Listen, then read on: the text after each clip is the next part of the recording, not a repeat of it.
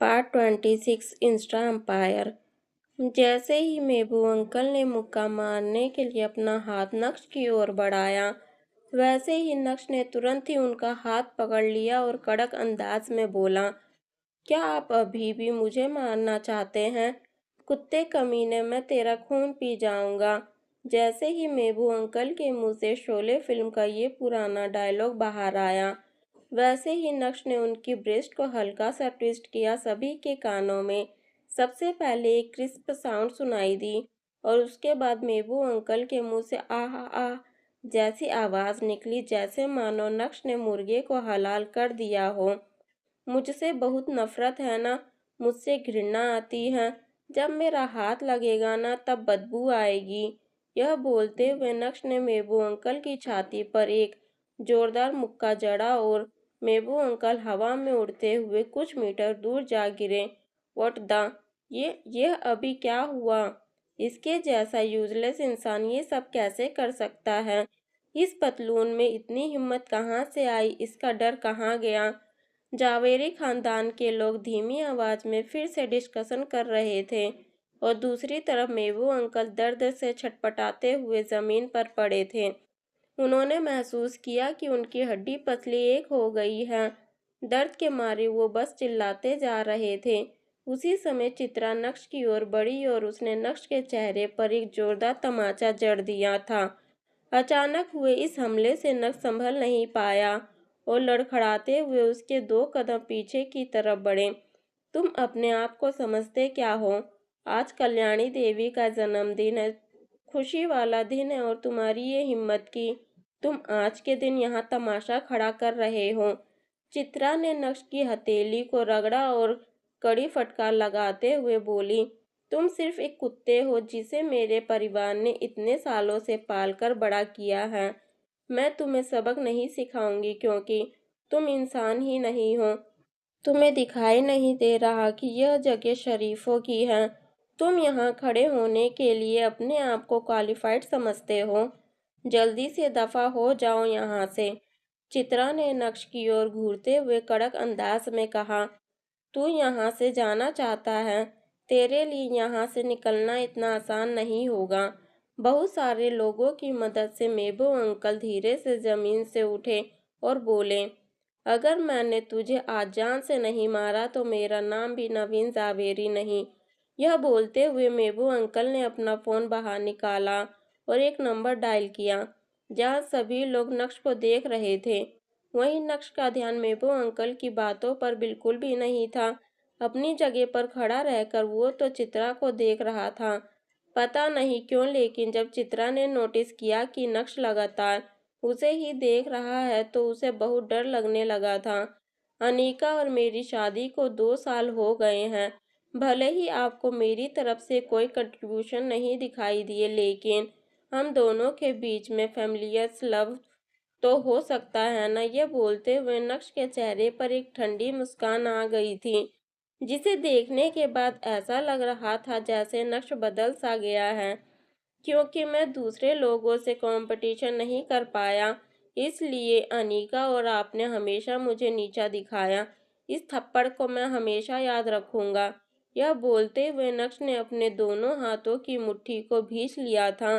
आज से, अभी से मुझे आपकी जावेरी खानदान से कोई मतलब नहीं है।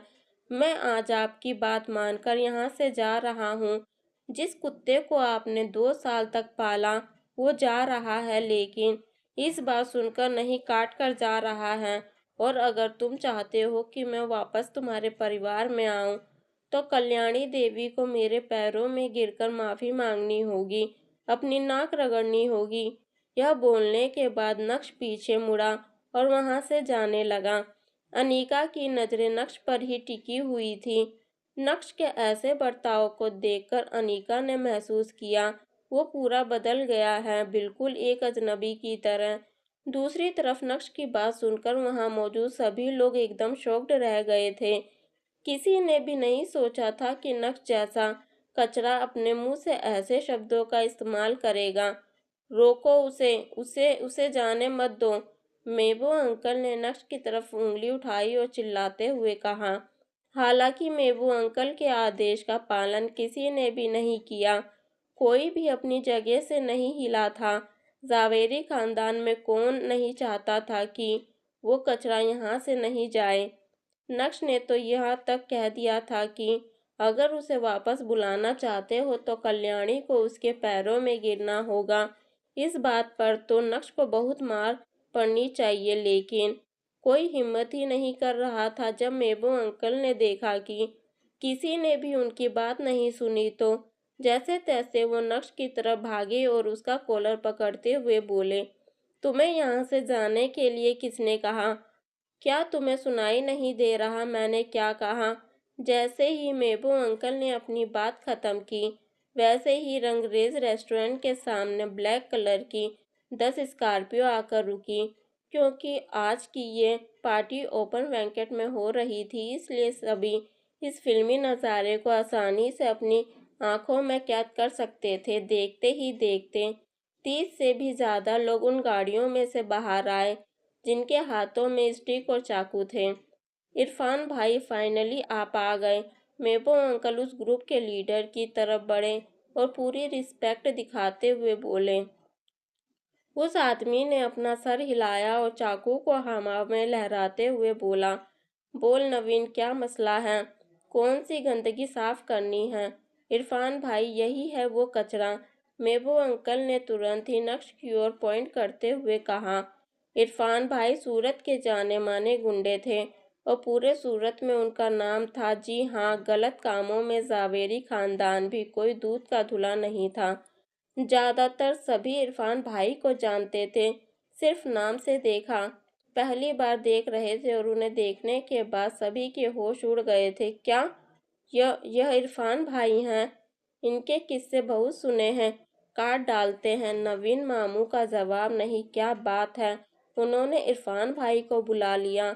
मेबो अंकल के भांजे को ये सब देखकर बहुत अच्छा लग रहा था। अचानक से सीन आशिकाना से कातिलाना हो गया था। नक्श, भागो भागो यहाँ से। जब अनीका ने देखा कि मेबो अंकल ने नक्श को मजा चखाने के लिए इरफान भाई को बुलाया है, तो तुरंत ही वो चौंक गई थी और नक्श को भागने का याद दिलाने लगी। अनीका ने भी इरफान भाई का नाम पहले से सुन रखा था। अगर नक्श उनके हाथों में लग गया तो फिर तो नक्श का कल्याण हो जाएगा। मार मार के नक्श का भरता बना देंगे, शायद वो बचेगा ही नहीं। अनीका के मन में ये सारी बातें चल रही थी। जब अनीका ने देखा कि नक्श अपनी जगह से हिलने का नाम नहीं ले रहा है, तो वो तुरंत ही अपनी जगह से उठी और नक्श को वहां से ले जाना चाहती थी, लेकिन विहान ने जल्दी से अनीका को रोकते हुए कहा, अनीका, ये तुम क्या कर रही हो? क्या तुम पागल हो गई हो? सामने इरफान भाई हैं, वो मेल फीमेल कुछ नहीं देखते, बस उनका चाकू चलता है। अगर तुम्हें कुछ हो गया तो मेरा क्या होगा? किसी की भी हिम्मत नहीं थी कि वो इरफान भाई को प्रोवोक करें। इरफान भाई वाकई में काफ़ी रूटलेस इंसान थे। इरफान भाई ने सिगरेट का आखिरी कश लिया और उस सिगरेट को फेंकते हुए अपनी तानाशाही दिखाते हुए बोले, कौन अंधा है जिसे दिखाई नहीं दिया कि नवीन मेरा भाई है? क्यों अपनी मौत को बुलावा दिया? अब हो जाए छोटे छोटे टुकड़े, हा हा हा। जब मेबू अंकल ने इरफान भाई के मुंह से नील शब्दों को सुना तो वो प्राउडली नक्श के सामने जाकर खड़े हो गए थे और नक्श को ये दिखाने की कोशिश कर रहे थे कि देख ले बेटा, कौन बड़ा है, तू या मैं। उनकी आंखों में एक अलग ही चमक आ गई थी, जैसे मानो उन्हें पूरा भरोसा था कि आज तो उनके नाम का परचम लहरा के रहेगा। उस समय मेबू अंकल ने इरफान भाई को ही कॉल किया था जब चित्रा और नक्श के बीच हीटेड आर्गुमेंट हो रहे थे, और देखिए उनकी एक कॉल से इरफान भाई 30 लोगों के साथ नक्श को मारने पहुंच गए थे। वैसे 30 लोगों को लाने की क्या जरूरत थी इस पतलून के लिए, ये किसी को भी समझ नहीं आ रहा था। 2-4 भी लाते तो वो भी काफी होता, लेकिन शायद मेबू अंकल ने बात को बढ़ा चढ़ाकर बोला होगा। वैसे भी उन्हें ये सब करने में बहुत मजा जो आता है।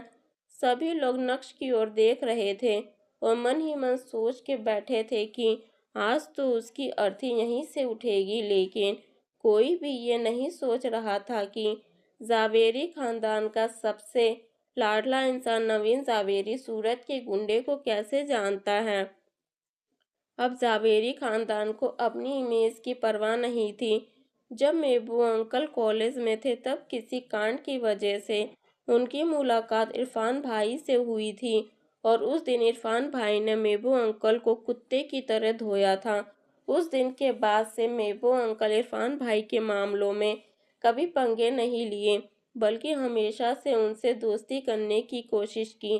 दोस्ती होने के बाद मेबू अंकल के सारे मामले इरफान भाई हैंडल करते थे और मेबू अंकल उन्हें काम का अच्छा खासा पैसा देते थे।